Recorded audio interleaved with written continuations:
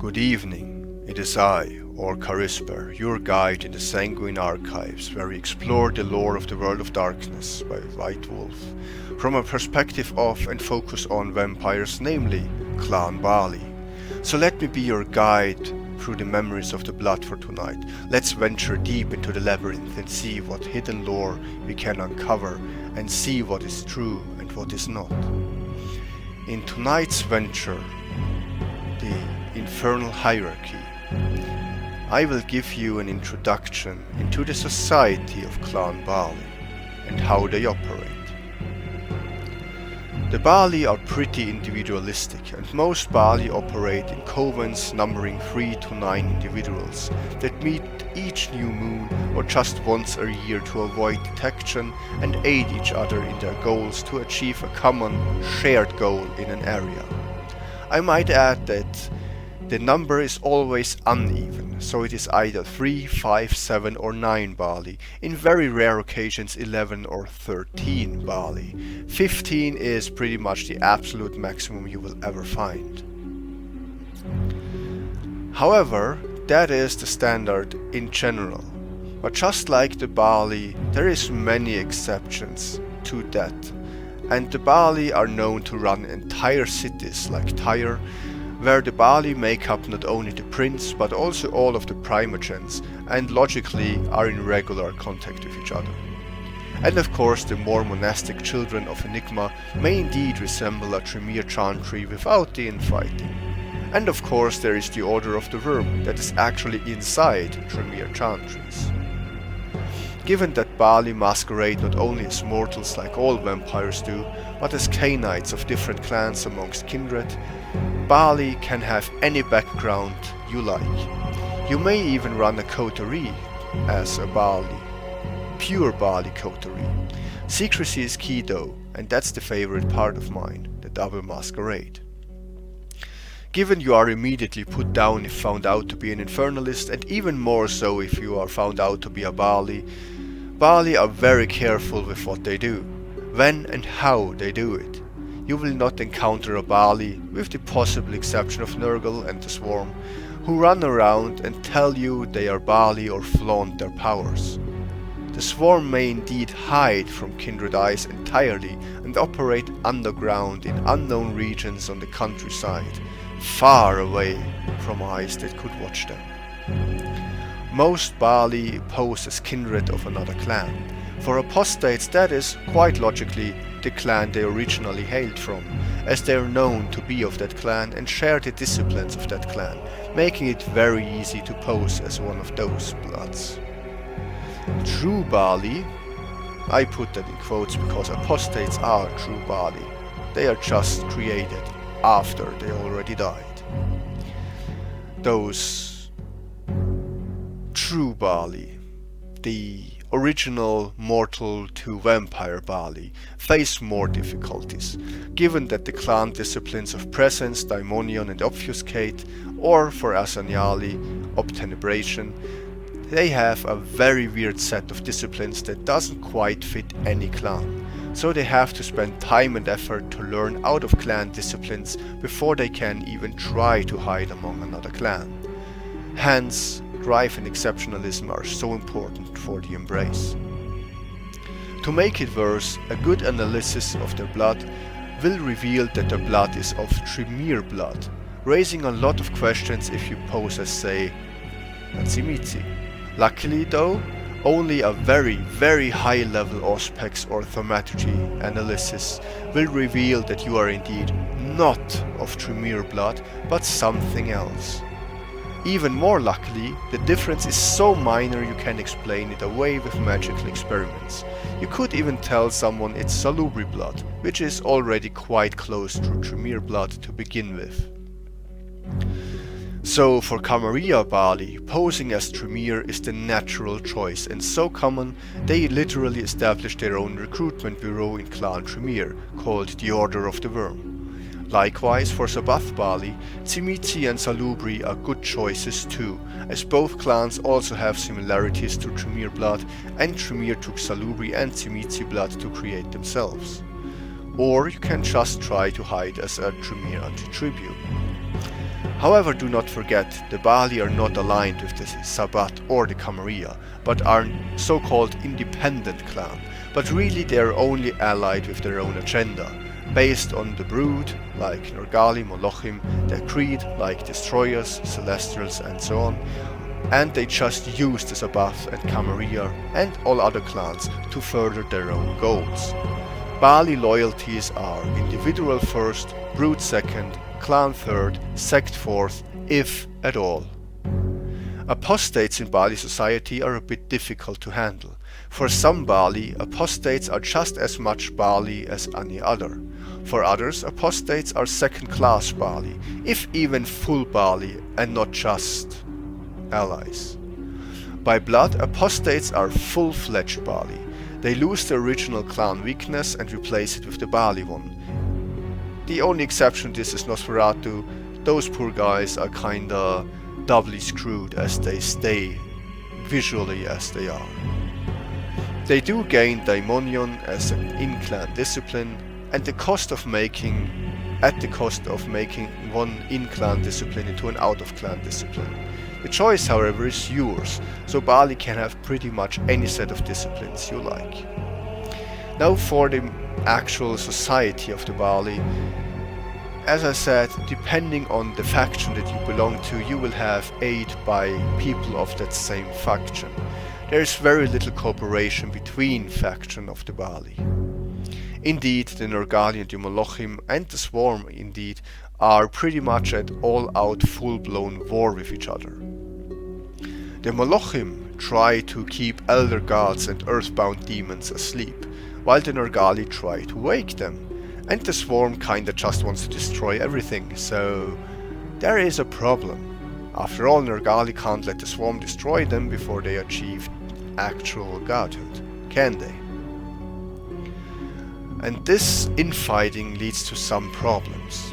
You may have heard of the Dabi, which are the revenant family of the Baali clan.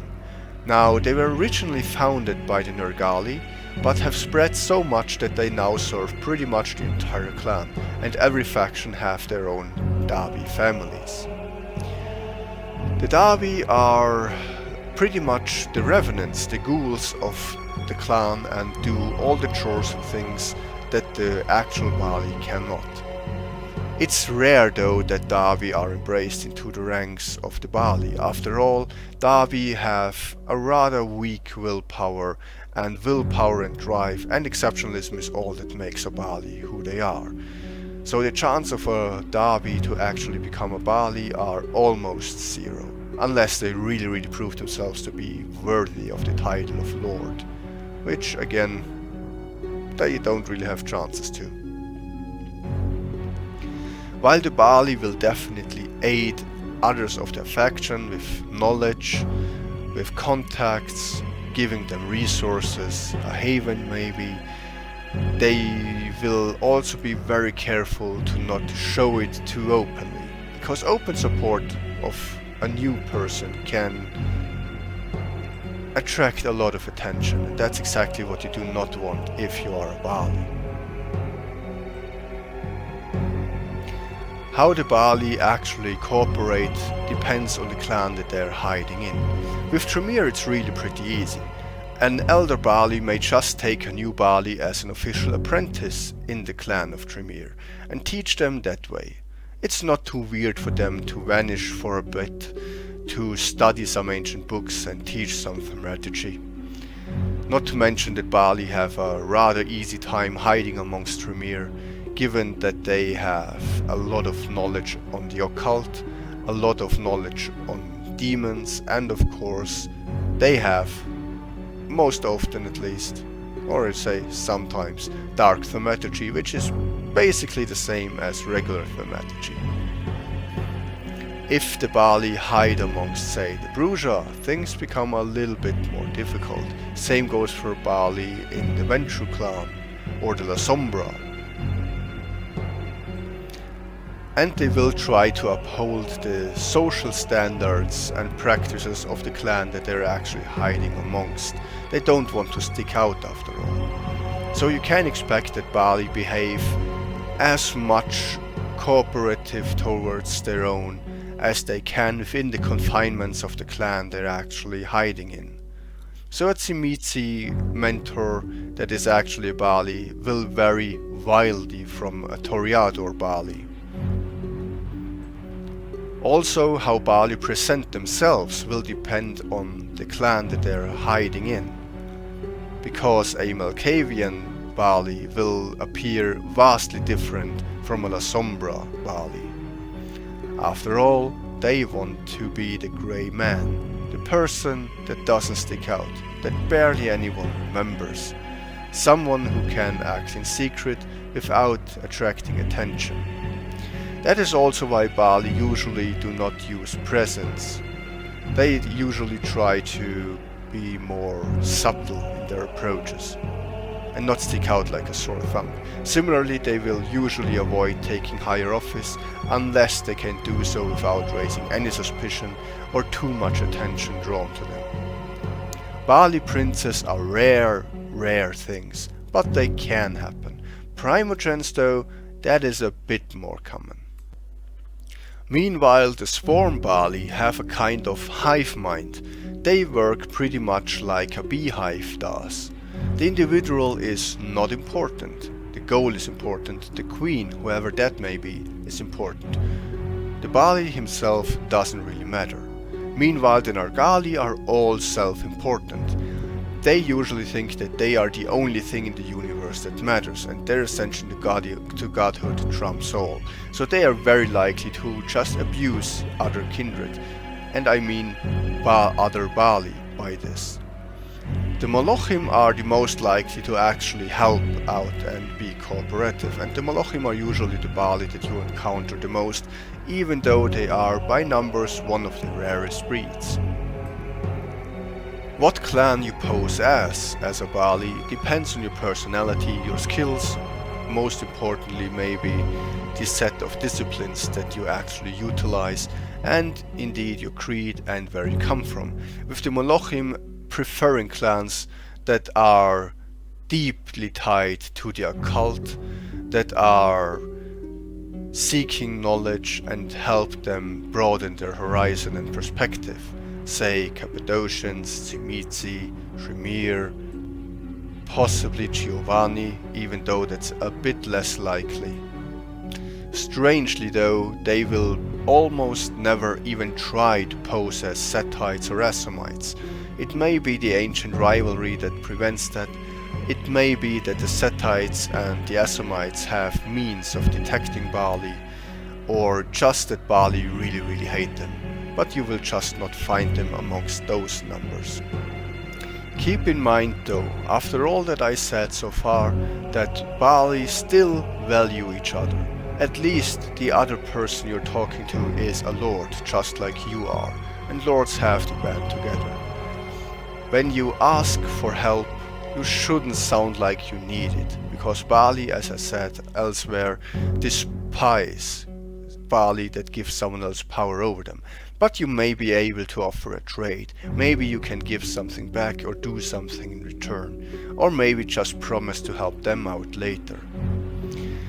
In terms of resources, you can get pretty much everything that the Baali can offer without endangering his masquerade, and I mean the double masquerade. They will be supportive to a certain point. They will definitely teach newcomers how to summon demons, which they should and shouldn't summon, as it would be quite stupid for all Baali but the Order of the Inner Light to try to summon or reconcile a demon. And if someone knows about the hierarchy of hell and the infernal rankings, then it's the Baali. They definitely know that Faustian demons are the ones most likely to be fruitful in their pacts, and the destroyers are pretty much stupid to call upon unless you are yourself a destroyer Baali. And I have to say, I meant the Revenant demons, of course. You may also not forget that almost no Baali are actual demon worshippers, but more like demon users. So demons in their society do not play much of a role. They do not adhere to infernal masters, they do not hold black masses for some demons, they do not actually worship them or bring huge ceremonial sacrifices, they use demons, for the most part. And so they will use other Baali and other kindred just alike. Now I think this journey for tonight has gone on long enough, and I actually want to get back to the entrance and continue another time. I hope this venture into the Sanguine Archives helped you and you learned something. If you want to help me out in turn, please like, subscribe, and most importantly tell others about the Sanguine Archives. It helps a lot and I would really appreciate it. After all, for all the knowledge I give you, you kinda owe me. Have a good night.